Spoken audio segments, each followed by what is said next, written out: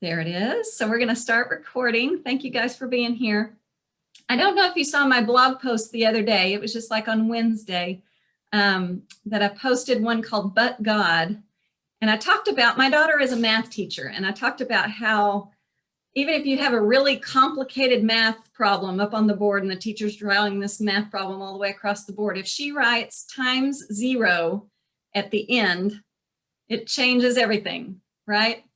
All of a sudden it simplifies things and it brings everything down to just 0. Doesn't matter what all's in all of the parentheses and all the different operators, it's going to be 0. And so I talked about how I think that when we add God, when we say but God to a relationship, it can change everything and it can simplify everything for us. And so, you know, this fallen world can make our relationships really hard and complicated. And we're going to talk about that some today. Sometimes when relationships are hard, but God can bring peace and joy. And I kind of think of it also as like when you have meat and it's just meat. You just cook the meat by itself. I'm not a big meat fan. And to me, if you just eat meat, it just tastes like meat. But if you add salt to it and seasoning, then it really brings out the good, the best part of that meat. And it can really be delicious. And I think that's kind of like when you add salt to a relationship or add God to a relationship, it really can change the entire flavor of the relationship. So I want to show you, I don't want to use slides the whole time today, but I'm going to briefly share my screen and just kind of give you an outline of where we're going today. And then I'm going to take it back down because I want you to be able to see each other's faces and stuff. And we're going to have some discussion. So I want to talk about, you know, today we're letting God redefine our relationships. And let me figure out how to change it here. There we go. And so our outline, we're just going to talk about these 4 main topics today. Relationships that were redefined by God in the Bible. We're going to look at different biblical examples, and I really want you to be thinking of some that you see. I'm just going to mention one, and then I'm going to open it up to y'all to think of others and to talk about others that you see in the Bible. And then letting God redefine relationships in our physical and our spiritual families. So in the church and in our own families. Letting God redefine relationships in the world. So beyond that inner circle, how do we interact with people outside that circle when we're letting God add to those relationships? And then how Jesus radically redefined relationships. So that's what we'll end on. I've got to make sure I leave time for that. We want to save time for that. So if y'all like to take notes, you can write those down, but I'm going to close that down here in a second. So let me go ahead and pause the share. All right. So first of all, we're going to talk about biblical examples in the Bible of relationships that were redefined by God. And I want you to turn first with me to Genesis 45.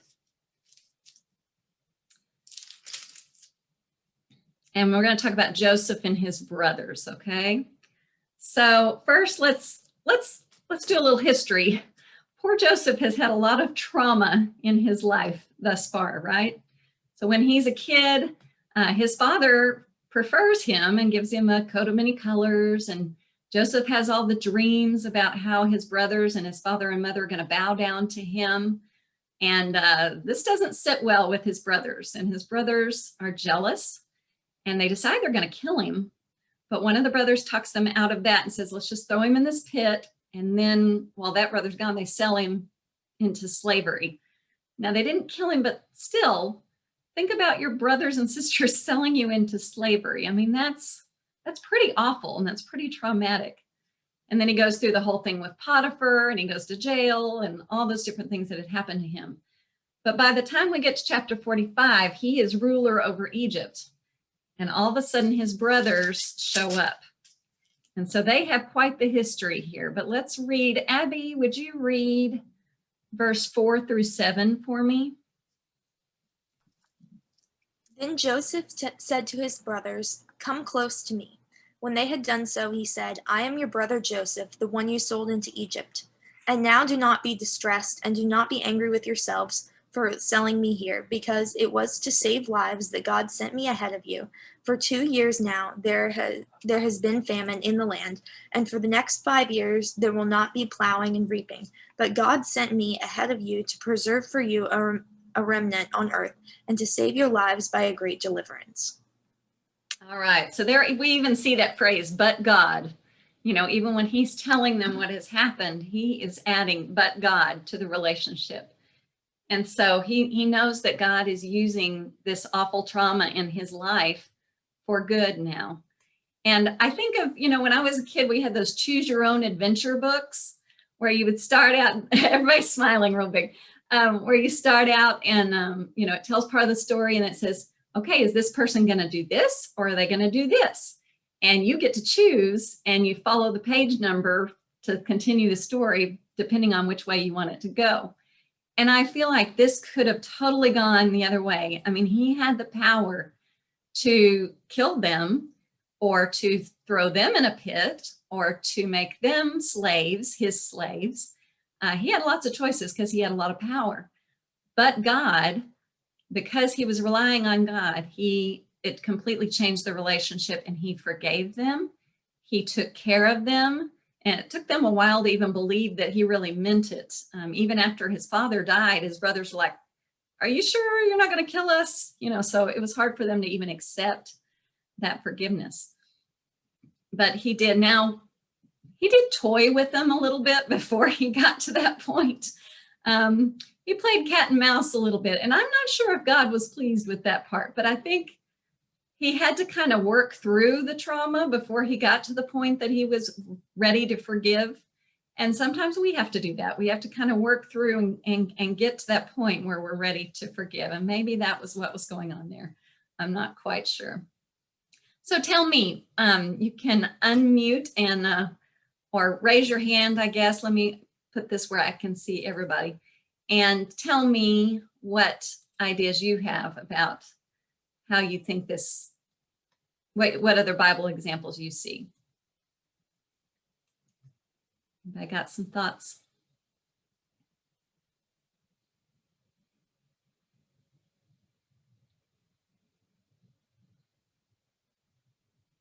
I can tell you one other one while you're thinking. We did get a response from Cuba from a lady named, what was her name? It was Ismara Ramirez in Cuba. And she responded to the post and she thought of when Paul was on the ship as a prisoner. And so he's the prisoner and these are his guards and maybe there's other prisoners. And they get into this terrible storm and all of a sudden he becomes the leader because he says, we need to add God to the mix here. And God is going to calm everything. God's going to take care of us. And so suddenly the relationship was changed from prisoner to now he's their leader and helps guide them to safety. What else?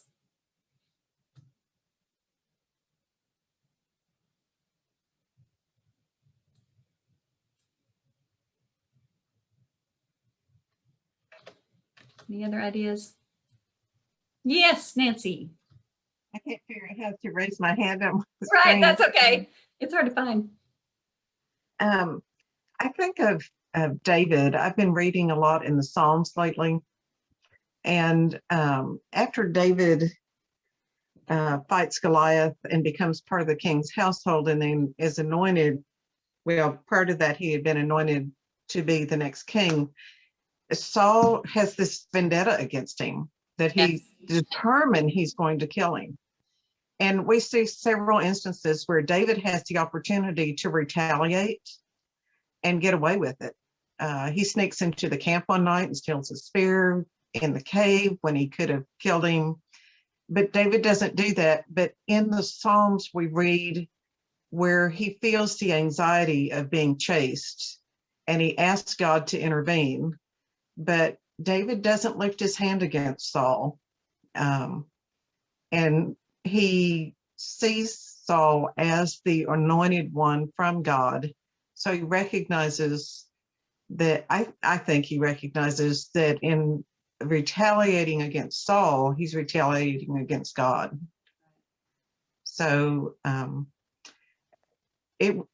we want to, for those who are after us and trying to punish us or persecute us, we want to respond in kind, but that's not what God calls us to do.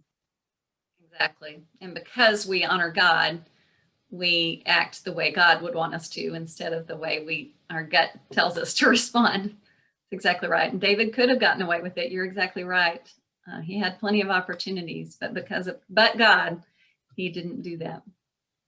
Anybody else think of something before we move on?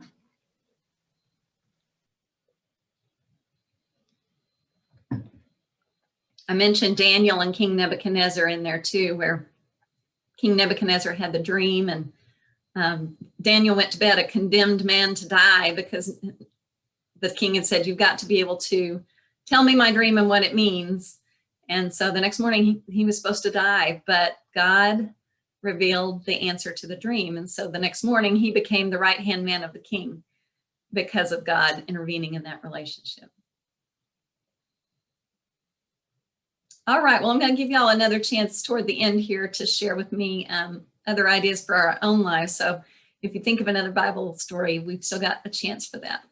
So let's talk about how we're going to let God redefine relationships in our physical families and also in our spiritual family. So this is going to get a little more personal. What does it look like? What do we actually do to ask God to redefine those relationships? Because sometimes relationships in our families and in our church families can be difficult. There's conflict. We're humans and conflict comes up. And so what do we do to help God redefine that situation? I want us to turn now to Matthew 18. This is kind of one of the passages that we look to guide us through conflict within our church. And Jenny, would you read verses 15 through 22 for me? Matthew 18, 15 through 22. Okay. And if your brother sins, go and reprove him in private. If he listens to you, you've won your brother. But if he does not listen to you, take one or two more with you, so that by the mouth of 2 or 3 witnesses every fact may be confirmed. And if he refuses to listen to them, tell it to the church. And if he refuses to listen even to the church, let him be to you as a Gentile and a tax gatherer. Truly I say to you, whatever you shall bind on earth shall be bound in heaven, and whatever you loose on earth shall be loosed in heaven. Again, I say to you that if 2 of you agree on earth about anything that they may ask, it shall be done for them by my Father who is in heaven. For where 2 or 3 have gathered together in my name, there I am in their midst. And keep going to 20 through 22 for me. Through 22. Then Peter came and said to him, Lord, how often shall my brother sin against me and I forgive him? Up to 7 times? And Jesus said to him, I do not say to you up to 7 times, but up to 70 times 7. All right. And this is kind of a difficult passage for us. And I think sometimes we like to conveniently forget that it's there because we don't like to confront conflict. We like to just hope that it will go away or just talk to our other brothers and sisters about the problem instead of going directly to the person. And especially the idea of escalating it through the leaders, that really doesn't seem very American to us, right? And you don't see that happen very often, I don't feel like. But I think it's interesting too that Jesus is the one saying this. And he's talking about the church and telling the church, well, in our minds, the church wasn't really established yet, right? We haven't hit Acts 2 yet. So that's kind of interesting to me that he's already talking about church conflict before what we think of as the church was established. Now, I know there was synagogue and stuff like that. So that's kind of interesting to think about. But the idea is you're supposed to go to that person and you're supposed to work it out. A close friend of mine had a conflict with someone at church and she talked to me a lot about it, but I could not get her, like we talked about this, and I could not get her to go talk to the person about it. And she quit going to church and hasn't been back since. And it makes me so sad. I just want to kick Satan in the teeth when things like that happen, because that's what he wants. He's trying to disrupt the power. When you look down at verse 19, right? He talks about how to handle conflict. And then he says, again, I tell you that if two of you on earth agree about anything you ask for, it will be done for you by my Father in heaven. For where two or three come together in my name, there I am with them. So there's so much power when we are unified, when we're together, when God is part of that relationship. There's power in that. And Satan hates that. So he does everything he can to try to disrupt and separate us and come between us. And we've got to fight against that. We've got to realize Satan is the enemy, not the other person. And so there is so much power there. And then he tells us that we are to forgive and to forgive and to forgive and to forgive. Now, I'm not going to say it 77 times, but you get the point that he says that we're supposed to keep forgiving. And I was talking to Michelle the other day, and I said, I had never really noticed that after this, what to do about conflict, he goes into the parable of the unmerciful servant. And he says, you have to forgive your brothers the way I forgave you, is what this whole next parable is about. So jump down to verse 33 through 35. The servant wouldn't forgive his little servant, even though he'd been forgiven so much. It says, shouldn't you have had mercy on your fellow servant just as I had on you? In anger, his master turned him over to the jailers to be tortured until he should pay back all he owed. This is how my heavenly Father will treat each of you unless you forgive your brother from the heart. Now that's pretty scary. I don't want to be treated by God. I don't want to be turned over for torture, so we need to understand that it's serious. We need to forgive. And Michelle talks about, we were talking about in Human and Holy, her book, she talks about that forgiveness takes one person. You can forgive even if the other person is not responding like they should. Reconciliation takes two. So forgiveness takes one, but reconciliation takes two. You can't make that other person reconcile with you. You can only do your part. So you may have been through a divorce and you've forgiven, but the other person maybe is not responding the way that you would like them to. You can forgive, but again, it takes two to reconcile. And also, my counselor husband says to remember that when you forgive, it's still appropriate to sometimes set boundaries. If someone has hurt you in a certain way before, it's okay to set some boundaries as you go forward in that relationship, even though you've forgiven them for that. So I want to talk about sometimes time and circumstances are the things that redefine our relationships, but then God can redefine them and turn them even into something better. Yesterday, Kim Solis shared a blog post about her relationship with her mom, especially. And she also talked about her grown daughters. And man, I know Michelle was probably thinking, Wendy, can I identify with this one? And all of us, many of us can, where our parents are aging and that relationship changes. And now they used to take care of you, and now you're the one taking care of them. And it's a difficult change. It's a difficult redefinition. My mom has Alzheimer's, and she's had it for 7 years now.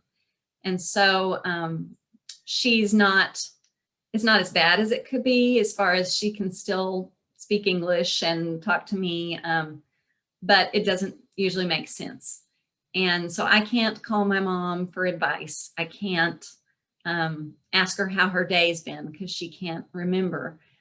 So that relationship is very different. And with COVID added on top of that, and she's 6 hours away. My family, they decided to stay in Dallas-Fort Worth, so they're 6 hours away. It's hard for me to even talk to her on the phone. When I do go visit, it's hard for me to get in to see her. So, but God is a part of that relationship. And because he is, I know that I'll get to be with my mom in heaven again, and that we'll get to talk there. And I also know that it's still important for me to honor her in any way that I can. I try to send her stuff when I can.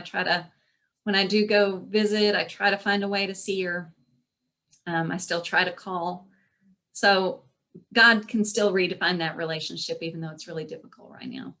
And Kim also talked about her grown daughters and your relationship when your children grow up and leave the home. That relationship is really redefined. And it's been harder on me than I thought it would. And I've got 3 good girls, but I still want to speak into their lives. I still want to give them advice, and they're not really wanting the advice right now, so I have to invite God into that relationship through prayer and through being very intentional and through choosing my words carefully. So I'm glad that God is able to help me with that relationship. So let's talk about letting God redefine our relationships in the world. So beyond that inner circle, how do we interact with people that aren't followers of Christ in the world? And then I want to open it up again to you guys to share. Let's turn to Luke 6.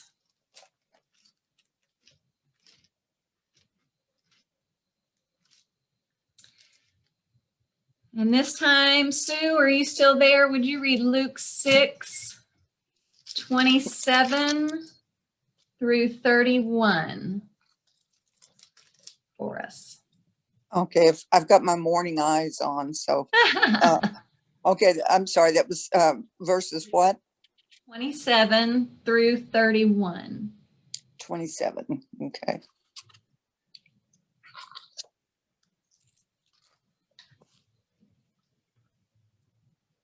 But I tell you who hear me, love your enemies, do good to those who hate you, bless those who curse you, pray for those who mistreat you.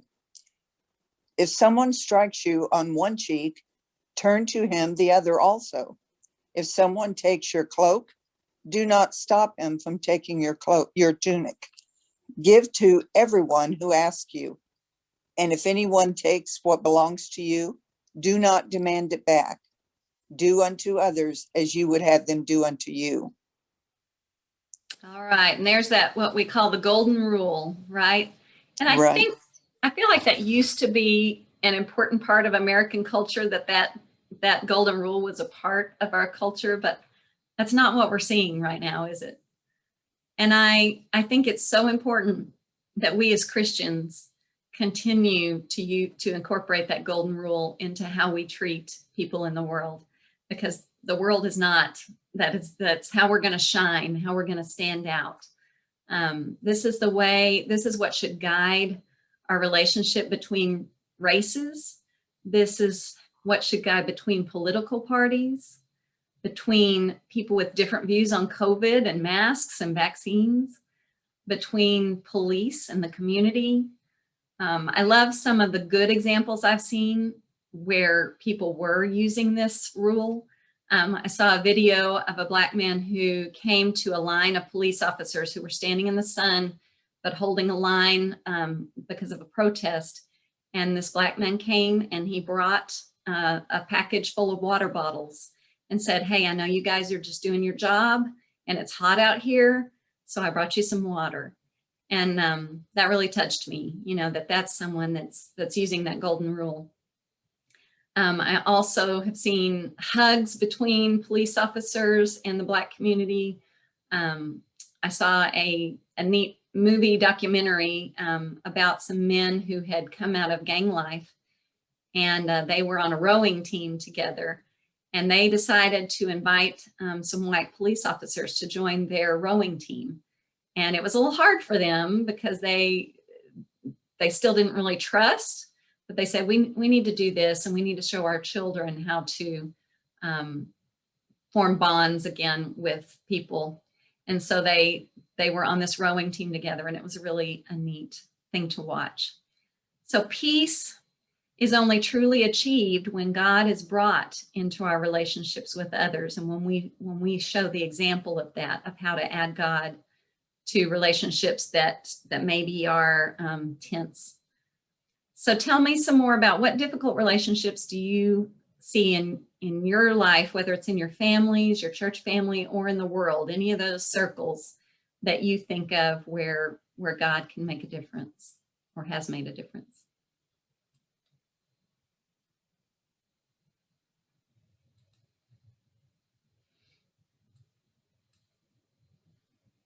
Michelle. I know I'm doing dual duty, so, but I get to hear your class this way. So, but I was going to say that especially in transitions. So whether somebody is like, you know, a lot of the Harding students just graduated. And so, you know, how do you redefine those relationships that with some that, you know, I've been mentoring and now they're moving away? Or, you know, those that are, you know, I think of a couple, you know, Melanie that works with us, they're about to have a new baby. Well, that's going to be some redefining of relationships, you know, or the transition of when my parents retired and, you know, or my sister that's just moved in with them, you know, those transition times, I think for anybody, and there are so many of those different transitions that there are, I think that's a very challenging time in which to be redefining relationships. And so if we don't put God at the center of that, you know, keeps us united when somebody moves away, or that, you know, stays in the middle of that when we're having to figure out, you know, you know, the new parents are both exhausted and they're trying to figure out how to still communicate with this new baby, you know, or, you know, the adult child that's moved in because of just some life circumstances. And okay, now how do we navigate that? So if God is not at the center of any and all of those things, if he's not the focus, then it just, those relationships get redefined in a really negative way.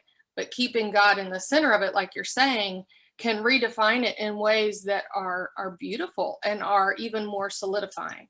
So that to me, just the transitions of times in relationships are what I've been reflecting on quite a bit with this topic this month and with what you're saying.